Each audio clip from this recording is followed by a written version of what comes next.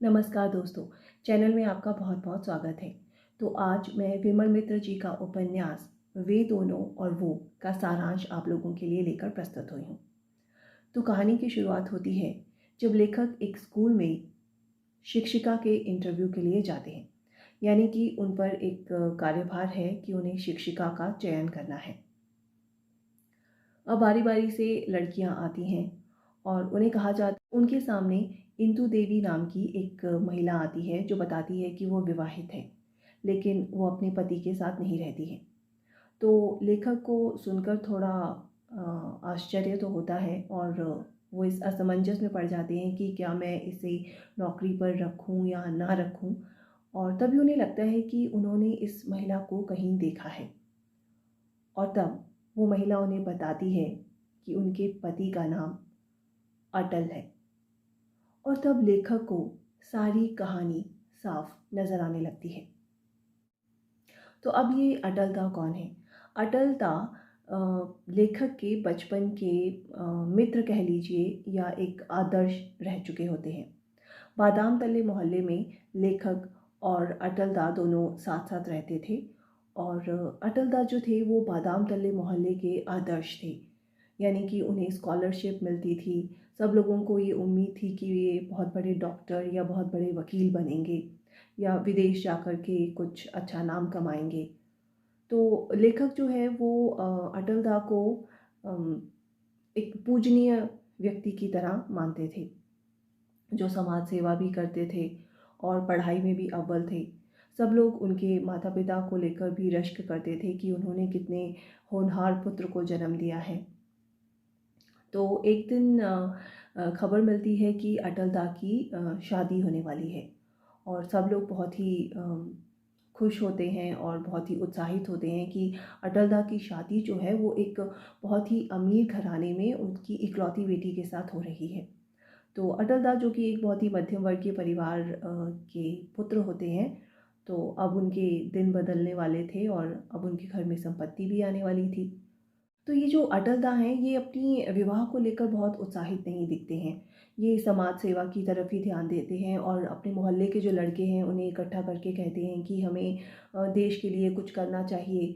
ये जो उपन्यास है ये आज़ादी से पहले का लिखा हुआ है। तो यानी कि अटलदा अपने मोहल्ले के लड़कों को प्रोत्साहित करते हैं कि हमें स्वतंत्रता के लिए कुछ करना चाहिए और बलिदान करने चाहिए। इस बीच जो लेखक हैं वो जब भी अटलदा के घर पर जाते थे उनसे मिलने के लिए, तो उनके माता पिता कहते थे कि वो घर पर नहीं हैं और वो शहर से बाहर गए हुए हैं। तो सब लोगों को बड़ा ही ये कौतूहल रहता था कि अटलदा जो हैं वो घर पर ज़्यादा नहीं रहते हैं और ना ही क्लब में ज़्यादा आते हैं, और वो बाहर शहर के बाहर जाकर के ऐसा क्या काम करते हैं। तो धीरे धीरे उन्हें पता चलता है कि वो भवानीपुर नाम की एक जगह में जाते हैं और वहाँ पे समाज सेवा में वो जुड़े हुए हैं।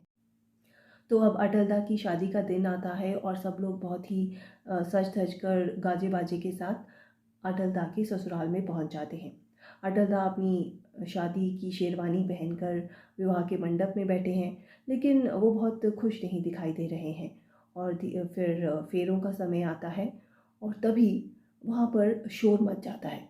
सब लोग देखते हैं कि एक बहुत ही साधारण और सांवली सी लड़की वहाँ पे खड़े होकर ज़ोर-ज़ोर से चिल्ला रही होती है कि ये मेरे पति हैं और मैं ये शादी नहीं होने दूँगी। अब सब लोग बहुत ही आश्चर्य में पड़ जाते हैं कि अटलदा जैसे व्यक्ति के लिए कोई इस तरह की बातें कैसे। तो अटलदा के पिताजी आशू बाबू इस मामले को ठंडा करने की कोशिश करते हैं, उस लड़की को शांत करने की कोशिश करते हैं और उसे कहते हैं कि उसे ज़रूर कोई गलतफ़हमी हो गई है। लेकिन वो लड़की अपनी बात से टस से मस नहीं होती है और वो अंत में इस शादी को रोक देती है। अब शादी में जो दुल्हन बनकर बैठी हुई लड़की है, ये वही लड़की इंदु देवी है, जो लेखक को इंटरव्यू देने के लिए स्कूल में आई थी, जो हम कहानी की शुरुआत में सुनते हैं। अब लेखक जो है वो बहुत सालों के बाद अटलदा से मिलने जाते हैं। अटलदा उस लड़की से जिसका नाम कि कुंती देवी होता है, उसके साथ ही अपना गृहस्थ जीवन जी रहे होते हैं। और लेखक को उस लड़की को देखकर बहुत ही गुस्सा आता है कि इतनी साधारण सी दिखने वाली लड़की ने अटलदा का जीवन किस तरह से नष्ट कर दिया।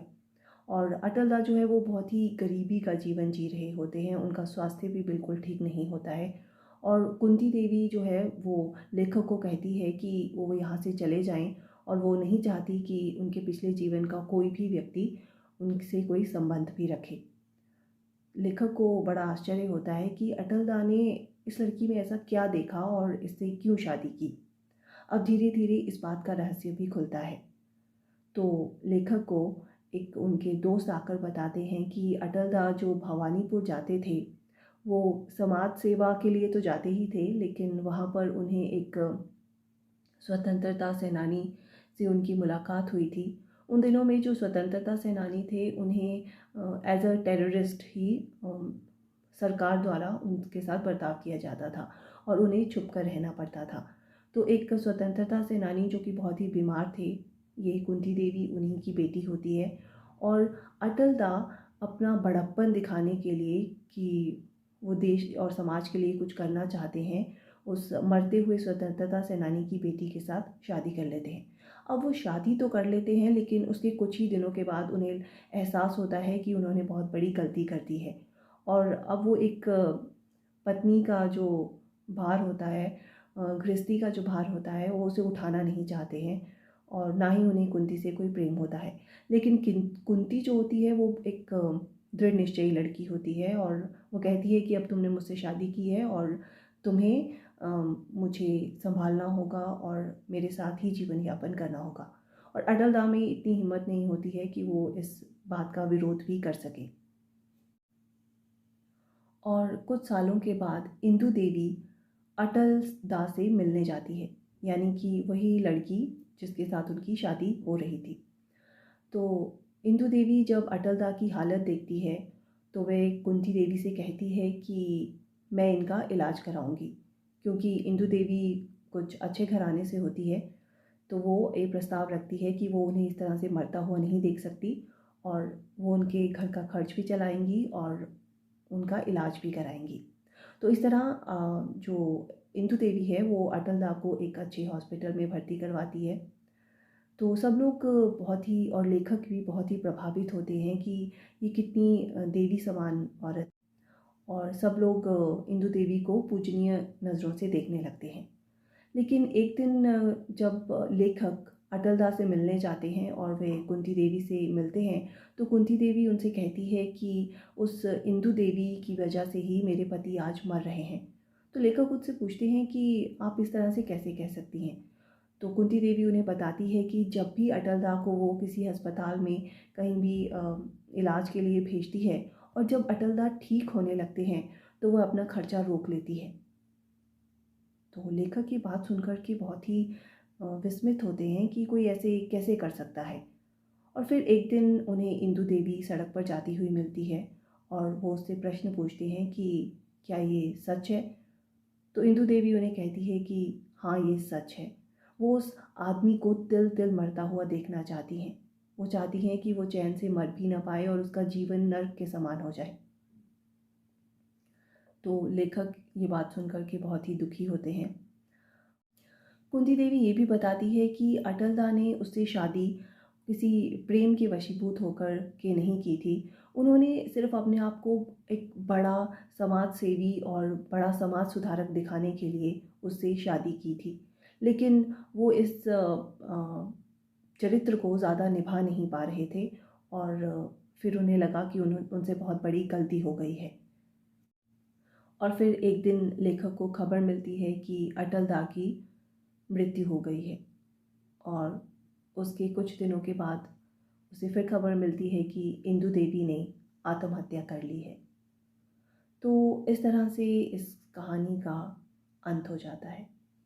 तो कहानी को पढ़ने के बाद हम यही कह सकते हैं कि ज़रूरी नहीं है जिसे हम अपना आदर्श समझें वो वास्तव में वैसा ही हो, और किसी को आंखें बंद करके इस तरह से पूजनीय नहीं समझना चाहिए।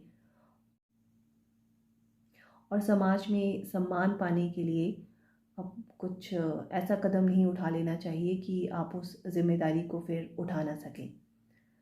तो उम्मीद है आपको कहानी और उसकी प्रस्तुति अच्छी लगी होगी। तो प्लीज़ चैनल को सब्सक्राइब करें और अपना प्रोत्साहन दें। धन्यवाद।